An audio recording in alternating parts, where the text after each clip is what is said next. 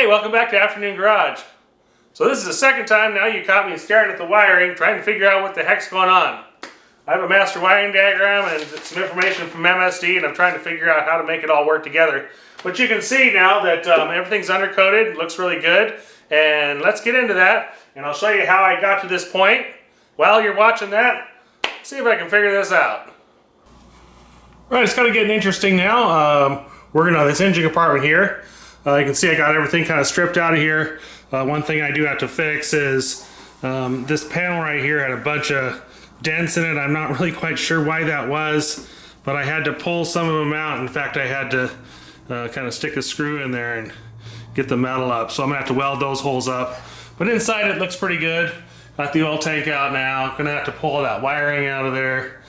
And probably that fuel filter and the accumulator there. And probably that electrical panel.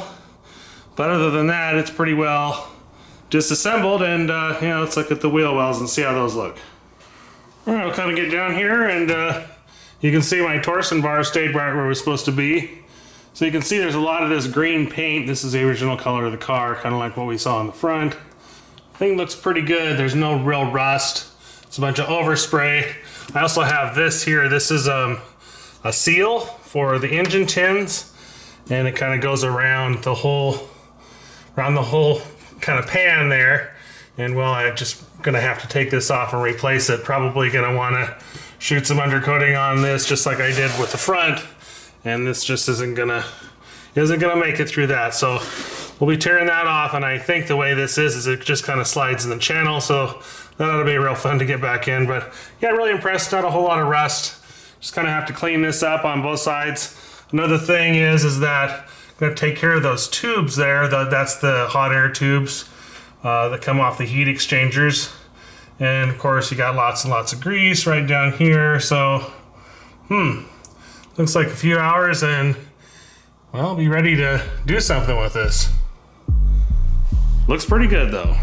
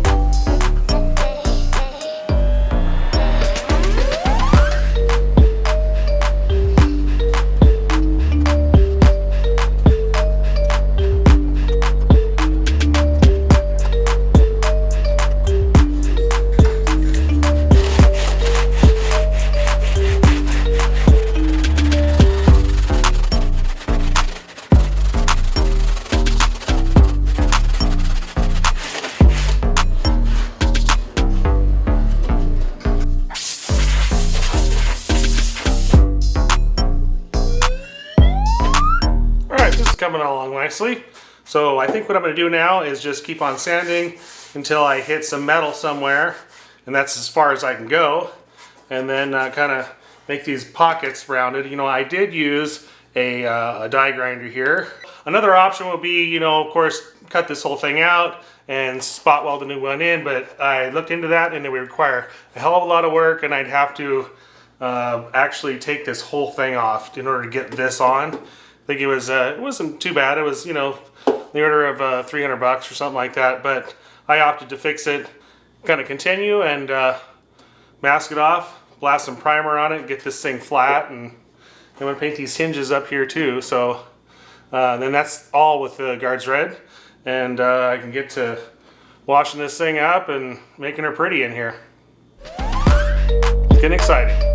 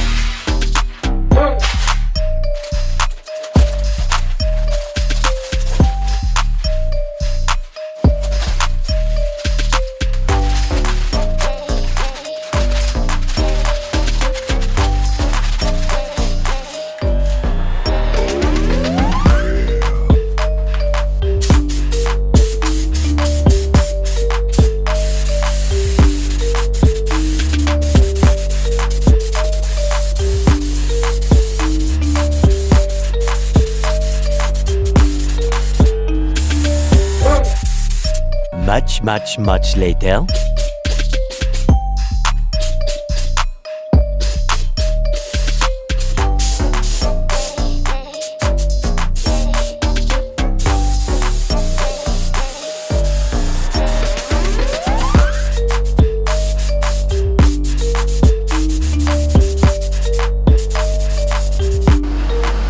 Well, this is looking pretty good.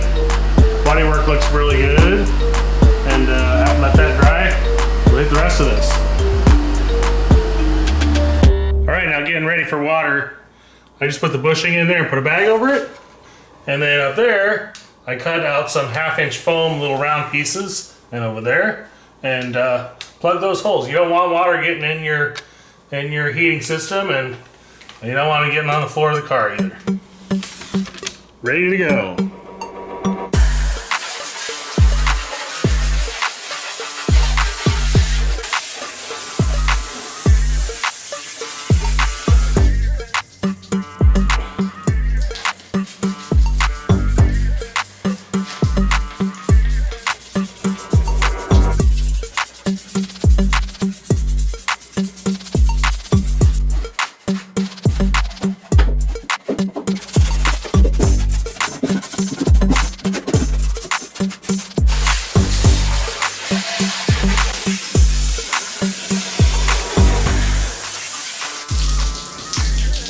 Just make sure you spray it down first before you go and put the cleaner on.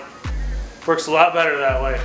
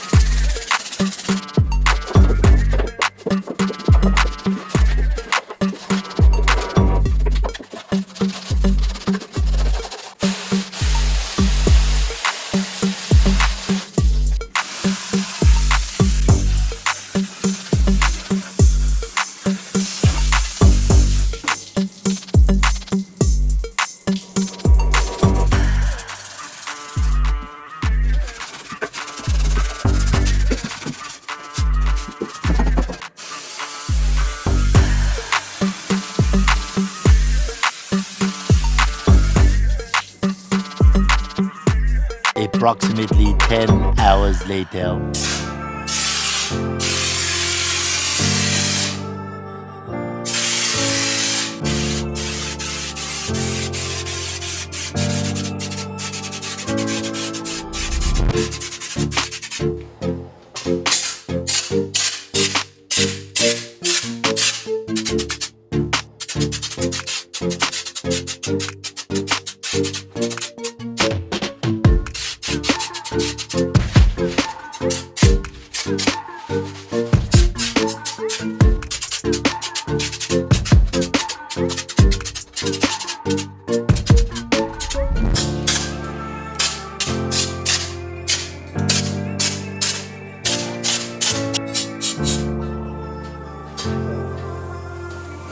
So I'm gonna go put this insulation on the back wall here. So I cut a piece that's 22 by 30 1/4.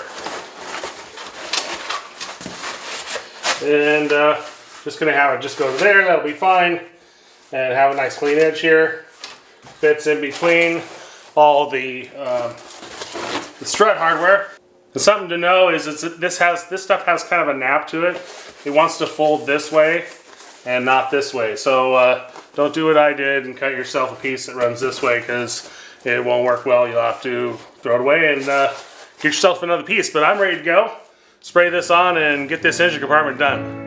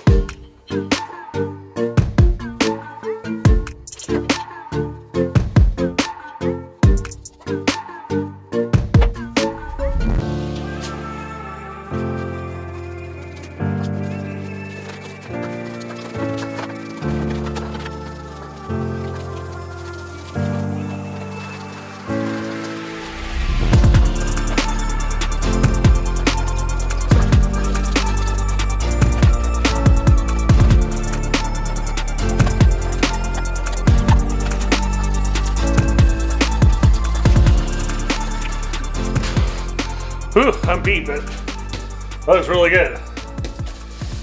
I've got something else that nobody can seem to agree on. So what I'm going to do is I'm going to put this, what you call just kind of the engine tin seal. What this does is it keeps the hot air on the bottom part of the engine.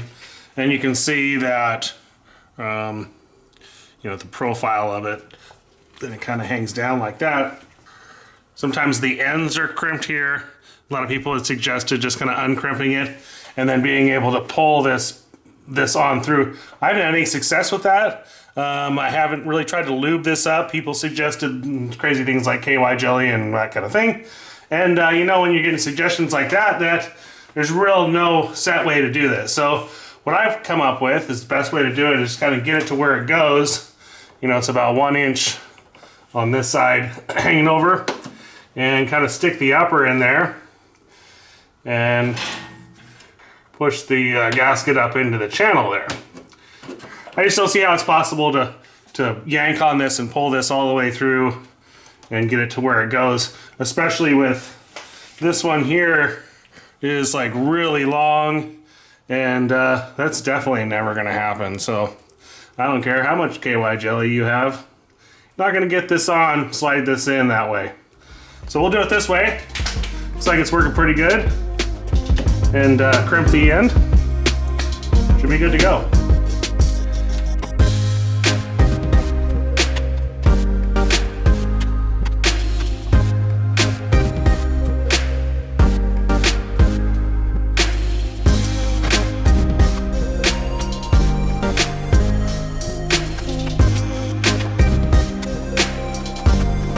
Well, you can see while you're watching that, got all the wiring done.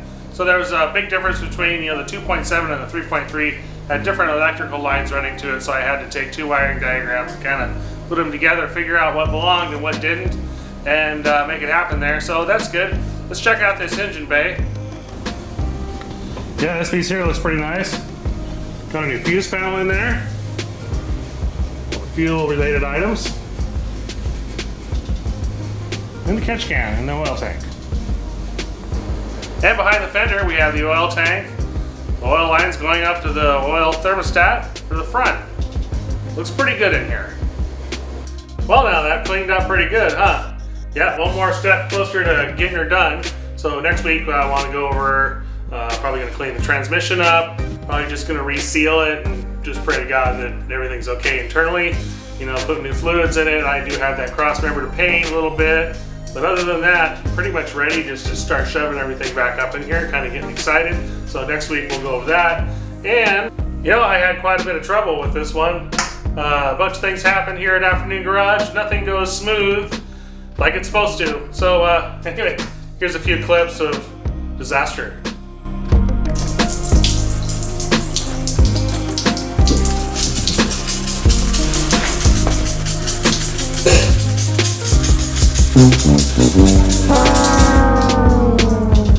Well, that was really good.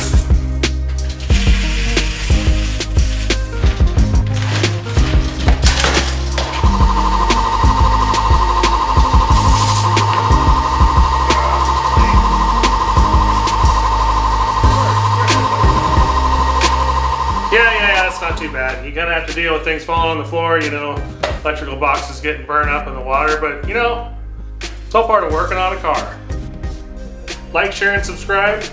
You guys know what to do. And hey, thanks for watching.